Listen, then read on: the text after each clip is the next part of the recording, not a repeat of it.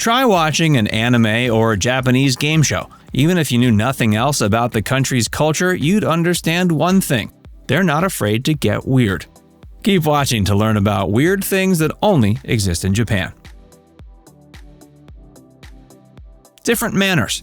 One of the major differences between cultures is what they deem appropriate and what they don't. Japan prides itself on and insists its citizens have proper manners. What's considered appropriate there may not be in the rest of the world. One major difference is tipping. Giving your waitress an extra few dollars is an insult. You already paid for great service and shouldn't be forced to pay any money. Waiters and waitresses also get paid enough that they don't need it. Japan is an overworked country. Sleeping on the job isn't a problem no matter what job you have. It's a sign that you're committed to what you do. It's completely fine to drink in public. You may notice the person next to you on the train drinking after a long day, or a group drinking during an impromptu party in the park. It's also considered not only acceptable but considerate to slurp your soup when you're finished. It lets the chef know you enjoyed your meal. Street names and addresses. Navigating cultural norms is hard enough, but so is getting around the streets. Japanese streets, except for a few in Kyoto and Hokkaido, don't have names. The spaces between streets do have names. Certain houses have numbers based on where they were built. The system for giving a Japanese family an address is also complicated. It starts with the prefecture, which is similar to a state, then the city or municipality, then the district, and then the block or land number. This makes finding a Japanese friend or family member's home difficult. Neighborhoods are split into blocks known as kome, and houses can have almost identical addresses. You'll have to look for the Hiyosatsu nameplate on their home instead. It displays their surname in Japanese characters or the English alphabet. Most are simple, but the rich like to make them extravagant as a status symbol. Weird vending machines. Japan has over 2 million vending machines. You can find them almost anywhere, including hotels, subway stations, bus stops, post offices, and restaurants. What makes them weird is the items they hold. They have everything from the typical drinks and snacks to toys, masks, umbrellas, and more. They're also affordable. You can even use a prepaid IC card if you don't have change on you. Smart toilets. Japan is known for being a high-tech country with many technological advancements. That even applies to their bathrooms. Their smart toilets, known as washlets, have a variety of features including bidets, temperature controls, perfume, and music for noise reduction. They're so different from the typical options that they can be overwhelming at first, but are easy to get used to once you understand what all the buttons do. Limited edition Kit Kats. Japan loves candy so much that there are even subscription services that let you sample their sweets. One of their favorites is the humble Kit Kat.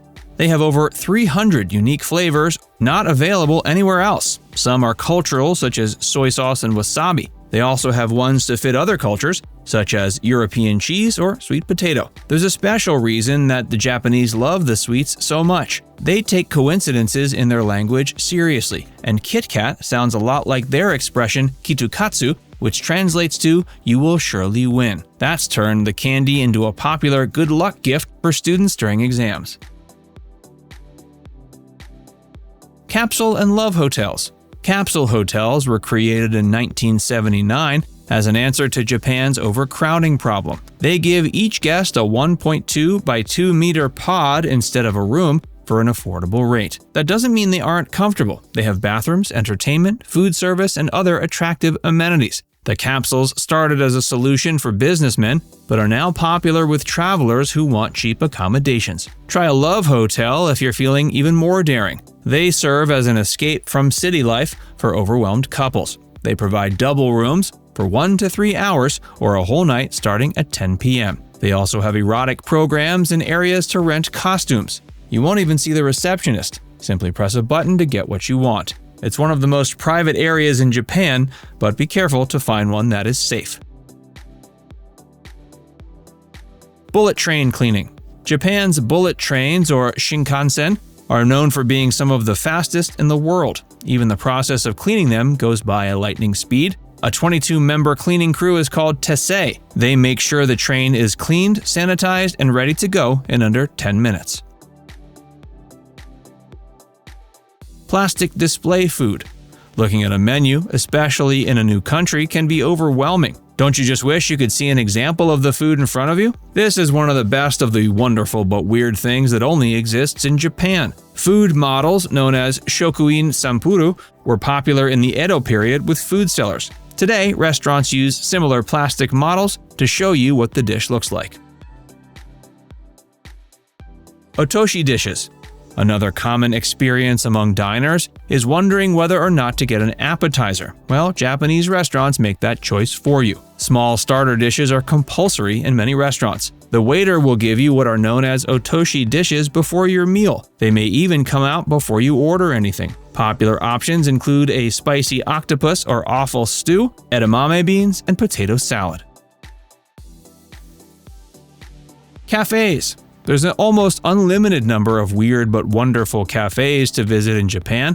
Try a Moomin cafe where you can eat with a plush toy. Go to one that's focused on your favorite anime characters.